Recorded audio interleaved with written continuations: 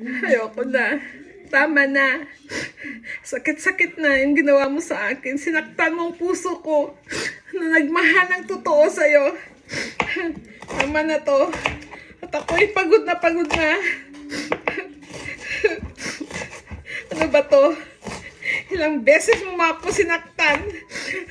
At ngayon, isang iyak na lang. At ako'y magiging okay na. Sakit-sakit. Yun pala. Ako ay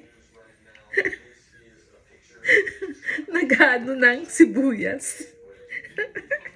I'm cutting the sibuyas. I'm just having fun here. It's not the truth. Okay.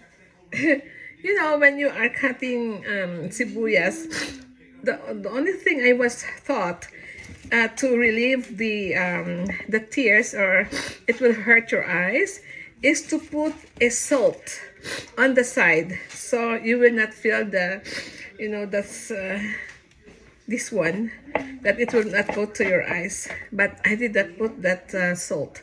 Okay, but anyway, it's some kind of a drama.